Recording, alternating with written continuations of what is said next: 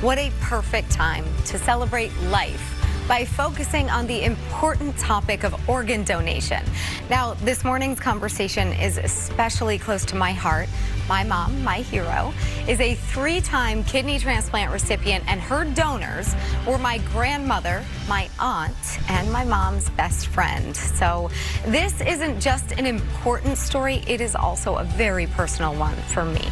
In case you didn't know, April is Donate Life Month, and this morning we have 2 very special guests who are here to share their story. A local man who lives with a genetic kidney disease and a coworker he didn't know who gifted him a new life by donating her kidney. 2 strangers who now share a lifelong bond and are sharing their story in hopes of inspiring others to donate. From WMUR News 9, this is Heart of New Hampshire. We are so lucky today to be joined by Richard Tan, a kidney transplant recipient, and his hero, Carrie, who donated the gift of life. I absolutely love your story. Thank you so much for spending the morning on the couch with us. Thank you. Richard, we're going to start with you. Can you just talk to us a little bit about your disease and the journey to find a donor? Sure. I was diagnosed with polycystic kidney disease when I was in college, which was about 25 years ago. It's a hereditary disease that I acquired from someone, Down the line. Yes. Right?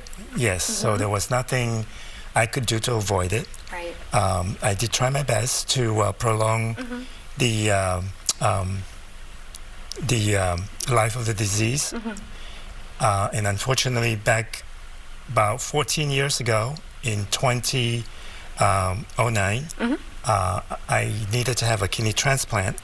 And back then, I didn't have a living donor, so I accepted a deceased donor. And that lasted me about 14 years. Okay. And in June of 24, my doctor said that my transplanted kidney had sort of run its life. Sure. And I needed to go on dialysis. Okay. Before I could get another transplant. So I went through about a year and a half of dialysis, which, was grueling and a lot of work. And I worked full-time throughout that whole duration, and hoping for to get on the list for a deceased donor kidney. And unbeknown to me, there was someone who was already working on giving me her kidney. And in February of 25, this person appeared and told me that your kidney is here and you can take it anytime. So that was quite a surreal moment, and it was kind of unimaginable. And up to this day, it still feels unreal. Sure. So this person obviously is Carrie. It's Our Lady Carrie right here. Yes, and we went through the transplant in October. But before that, through the preparations for the transplant, the doctor discovered that I had to go through a quadruple bypass to be able to do the transplant. Wow. So that was, we thought that the transplant was going to be done in May. Wow. But then instead, in May, I had the quadruple bypass. Oh my goodness. And this young, beautiful lady waited the whole time until I was able to do the transplant because, because you had some other challenges. Exactly. To get through first. Right. And then they weren't able to do the transplant until I was fully recovered from the bypass. Yeah, so, sure. And the transplant was in October. No, the transplant was in May.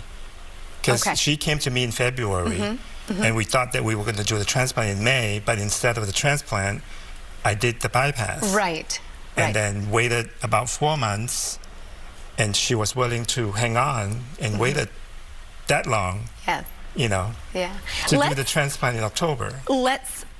I'm going to back up because I think we have to tell our viewers about how you two actually didn't know each other. I was going to say how they know each other, but you both work for Southern New Hampshire Health. Yeah. Yes. You work in the coffee shop at the hospital, Richard, right? Yep. And Carrie, you're a nurse practitioner. Correct.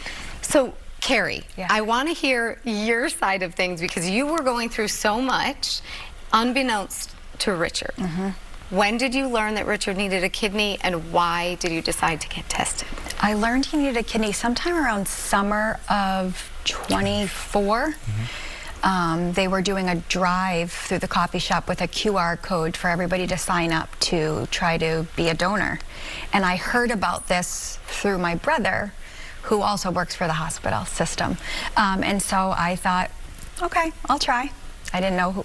I knew of Richard, but we didn't know each other. Right. So I said, okay, I'll try. And one thing led to another. I passed 1 round of testing. I passed 2 rounds of testing. I passed 3 rounds of testing, and it just kept going. And so finally, in early January of 25, MGH told me I was the donor.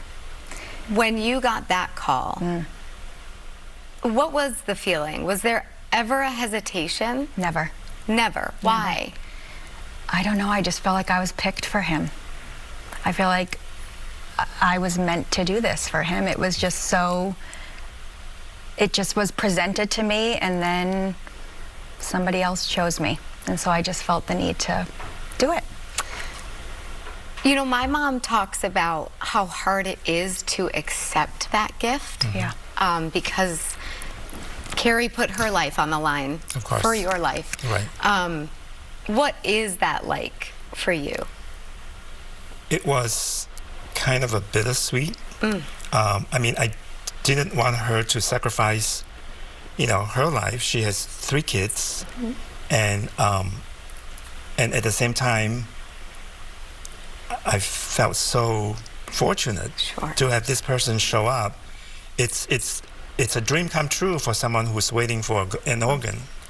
As you may well know with your experience with your mother. Yeah. So, so I just thought it was meant to be. And you know, so it was up to this day. I mean, you know, I still find it hard to believe.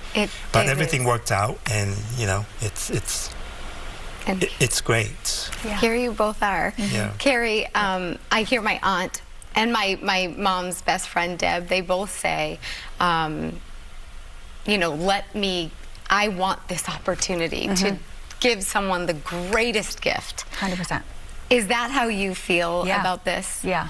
Just talk a little bit about what that's like to be able to give someone this kind I of just a gift. feel so humbled by it. I feel like I feel the gift. Sometimes I think more than he feels the gift. Not to take it away from him, but it meant just as much to me as it means to him. Yeah. Absolutely. Yeah. I mean, I tell him all the time, I would do it again. I would do it again. Right. Absolutely, without a shadow of a doubt. And so what would you say to anyone who hasn't yet been tested or is thinking about it? You know, what's your message to our viewers today? Donate your organ if you could. Yeah. Go through the tests, and as Carrie, you know, will tell you, it's a grueling test, you know, Yeah. to get approved. Yeah. But you never know. There's this chance that you can save someone's life. Because there are good people out there just like Carrie Yes. and my mom's donors as Yeah. well. I just want to thank you both so much, Richard, for sharing your story, Carrie, for saving a life. Absolutely. I love your story. Thanks for being here today. Thank you. All right, to learn more about donating, you can go to kidney.org or donatelife.net. And remember, there is no greater gift than the gift of life.